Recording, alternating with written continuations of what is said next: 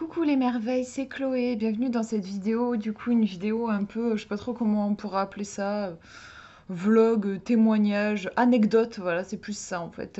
Je voulais vous faire une petite vidéo, je pense que ce sera un format assez court, juste pour vous partager des anecdotes par rapport au tirage de cartes. Parce que voilà, j'aime beaucoup vous en présenter des jeux, mais bon, déjà, ça fait très longtemps que j'ai pas fait aussi de tutos. Ça aussi, c'est quelque chose que j'aime bien faire. Ça fait très longtemps que j'en ai pas fait. Les tutos pour vous apprendre à tirer les cartes et tout ça. Mais je trouve que c'est important aussi de partager des expériences vraiment. Parce que moi, ça fait plus de 10 ans maintenant, je pense. Oui, à peu près, que je tire les cartes. Donc, des expériences, j'en ai eu pas mal. Et je trouve que c'est toujours intéressant de justement voilà, de partager les expériences. Dernièrement, j'ai eu envie en fait de vous partager trois situations. Je pense qu'il y en a plus, mais là comme ça il y en a trois qui me sont venues. Trois situations où en gros les cartes font des choses que comment dire qu'on n'aurait pas, enfin on penserait pas que ça irait dans ce sens-là. Comme si les cartes avaient leur volonté propre en fait, et des fois elles nous font comme des petites blagues quoi, voilà. En fait, elles vont venir nous surprendre. Et honnêtement, personnellement, je n'ai pas forcément d'explication à ça. Pourquoi ces phénomènes-là se produisent parfois. C'est pas, c'est rare, hein, ça reste rare. Je sais pas, moi, si je devais donner un pourcentage, c'est sûr que c'est moins de 50% du temps où ça va se produire. Mais si vous tirez les cartes pendant des années, ça va forcément vous arriver un jour, quoi. Voilà, en gros. Donc j'en ai répertorié trois, mais comme je vous disais, je pense qu'il doit y en avoir davantage. La première, qui est peut-être la plus, je pense, j'allais dire la plus répandue, enfin ça je pense que c'est un sujet qui a déjà dû être traité dans d'autres vidéos sur les réseaux sociaux et tout ça, c'est le fait que parfois on va poser une question à un jeu. Là je parle, on s'en fout, oracle ou tarot, peu importe, mais on va poser une question. On va poser une question. Et en fait, le jeu ne va pas répondre à cette question. Il va répondre à autre chose. Alors le problème, c'est que souvent, on ne s'en rend pas forcément compte sur le coup, puisque, je sais rien, moi, par exemple, par exemple vous avez demandé, moi, c'est quelque chose qui m'est arrivé souvent, où en fait, je vais poser une question de l'ordre du développement personnel, donc une question qui commence par comment, par exemple, comment est-ce que je peux me sentir plus confiante dans ma vie, voilà. Donc forcément, la carte qui sort, je vais l'interpréter dans ce sens-là. Je vais me demander, voilà, comment avoir plus de confiance et je vais l'interpréter dans ce sens. Et finalement, des jours après, je vais me rendre compte qu'en fait, cette carte-là, elle ne répondait pas du tout à ma question, mais qu'elle me prédisait l'avenir. Ça, c'est quelque chose qui m'est souvent arrivé, parce qu'il est rare, honnêtement, que je pose une question d'ordre divinatoire à mes cartes. Vraiment, pour aller voir l'avenir, c'est rare que je le fasse. La plupart du temps, je pose des questions qui commencent par comment, voilà, et qui sont plus de l'ordre du développement personnel. Mais parfois, et les cartes ne vont pas répondre à ma question, voilà, mais vont me parler de l'avenir. Forcément, sur le coup, je capte pas, puisque je suis centrée sur ma question, et voilà. Mais c'est des jours plus tard que je réalise que, enfin, voilà, que ce qu'il y avait dans la carte s'est produit, et voilà. Bon, ça éventuellement, je pense qu'on peut trouver une explication. Euh, En fait, enfin, bon, je sais pas trop, hein, mais là, comme ça, moi, en tout cas, mon explication, ce serait que... euh, en fait, je pense que les cartes, elles répondent à un signal qu'on envoie plus ou moins... Enfin, j'allais dire plus ou moins consciemment. Non, il y a énormément d'inconscient, en réalité.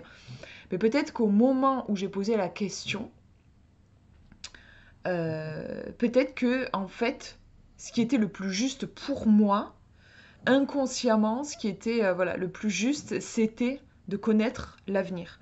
Et c'est du coup ce qui est ressorti dans les cartes. On peut voir les choses comme ça. En fait, après, ça dépend complètement de votre, aussi de votre conception des cartes. Ça peut être aussi si vous pensez qu'il y a des guides, des anges et tout ça qui sont à l'œuvre quand vous tirez les cartes. On pourrait dire, ou l'univers, on pourrait dire qu'il y a une force qui est à l'œuvre qui, comment dire, j'allais dire, qui estime, entre guillemets, que ce qui est important réellement à ce moment-là, ce n'est pas la question que je pose, c'est l'avenir. En tout cas, on pourrait dire qu'il y a peut-être une... voilà, formulé comme ça, c'est peut-être plus clair. Je pense qu'il y a une forme d'intelligence qui est à l'œuvre, bien différente de la mienne, qui est très limitée, et voilà, qui est actionnée, entre guillemets, activée quand on tire les cartes. Et donc, à ce moment-là, il était peut-être plus important, effectivement, que je connaisse l'avenir, plutôt que j'ai la réponse à ma question. Et effectivement...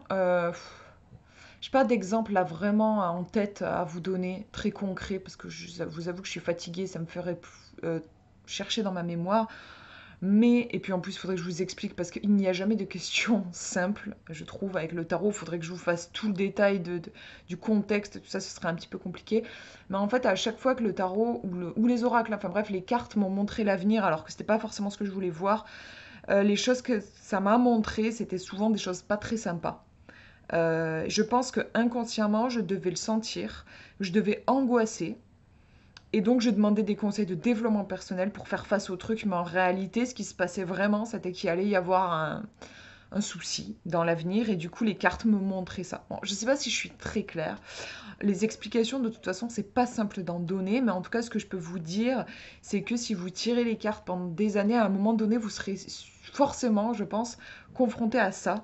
Parfois, les cartes ne répondent pas à la question qu'on leur pose. Et du coup, souvent, on s'en rend compte plus tard. Mais voilà.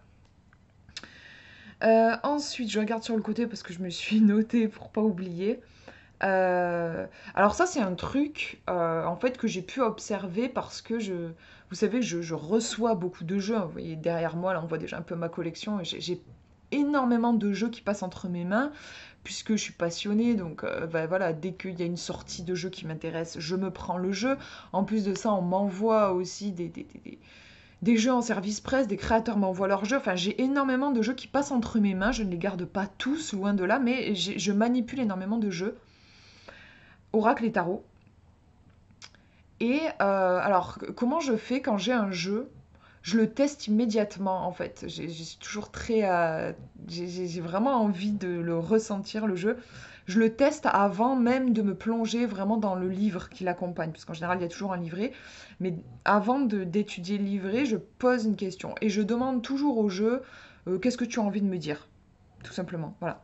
Et à partir de là, je commence à voir, à sentir si c'est un jeu où ça matche de suite ou si j'ai un petit peu de mal et tout, je vais creuser. Alors, s'il n'y a pas un coup de cœur immédiat où j'ai du mal à comprendre, je vais tester des tirages. Par exemple, le tirage en croix, qui est très connu. Voilà, je vais voir si... Parce qu'il y a des jeux que j'ai du mal à faire parler comme ça, mais avec des tirages spécifiques, ça fonctionne. Du coup, je sais que tel jeu, par exemple, c'est avec tel tirage qu'il va être parlant. Voilà. Donc, je vais essayer le tirage en croix. J'aime bien essayer aussi, demander au jeu... je fais un tirage en 2 cartes. Je demande qu'est-ce qu'il faut que je cesse de faire et qu'est-ce qu'il faut que je fasse. Ça, c'est un tirage qui est... Des fois, j'ai des jeux que j'arrive pas du tout à faire parler, mais avec ce tirage-là, ça fonctionne. Bref, je teste un petit peu tout. Et puis parfois, bah, juste, il y a des jeux, ils me parlent pas, ils me parlent pas. Donc, du coup, bah, je ne les garde pas. Quand je suis vraiment confrontée à un jeu qui me... Comment dire? Parce que j'aime pas me défaire d'un jeu, j'aimerais pouvoir tous les garder, hein, honnêtement. Et du coup, quand je suis sur un jeu où je sens vraiment que je suis sur le point de ne pas le garder parce que vraiment je ne matche pas avec, je tente un truc ultime. L'ultime truc que je tente, c'est je lui pose une question à laquelle je connais déjà la réponse pour voir s'il est pertinent ou pas, en fait, vous voyez. Donc je sais pas, par exemple, voilà, je vais me concentrer sur une période, par exemple, bien pourrie de ma vie. Je vais lui demander qu'est-ce qui s'est passé à cette période-là. Et je regarde la carte que je tire. En toute logique, je devrais tirer une carte bien pourrie, hein, voilà. Si le jeu il est bien en résonance avec moi, je devrais tirer une carte bien... Quand je dis bien pourrie, enfin, vous voyez ce que je veux dire, hein, je fais des raccourcis, mais je veux dire une carte qui évoque quelque chose de douloureux. Et en fait, ce qui est particulier et que j'ai quand même, ça c'est quelque chose que je ne m'explique pas, c'est que là, je vais parler des tarots, puisque les tarots, ils ont tous la même structure, hein, voilà, on va retrouver la papesse, l'empereur dans tous les tarots et tout ça. Et ça, c'est un truc vraiment que je trouve particulier, c'est-à-dire que réellement, il y a des jeux, ils me répondent n'importe comment, quoi. Je sais pas comment vous le dire autrement. Je prends deux tarots. Il y en a, par exemple, alors pas toujours, voilà, mais ça peut arriver, quoi. Il y en a un qui va vachement bien me répondre, et il y en a, ça va être du n'importe quoi. Et comme je vous disais là, pour le tester, pour le savoir vraiment, en fait, je vais aller poser des questions auxquelles je connais déjà les réponses, et du coup, je vois, et des fois, franchement, j'ai beau chercher, j'ai beau creuser, je veux dire, il est complètement à côté le tarot, quoi. Bon, si je pouvais te donner une explication, je dirais que bah, les tarots, ça reste des objets qui ont été créés par des créateurs. Peut-être que tout simplement, je ne suis pas en résonance en fait avec l'énergie dans laquelle il a été créé. Je suis bah, comme dans la vie, en fait, des fois on va matcher avec des êtres humains et puis des fois il y en a on matche pas du tout, on est complètement, on n'est pas du tout en phase. Bah en fait, avec les jeux divinatoires, je crois que c'est un petit peu la même chose qui se passe.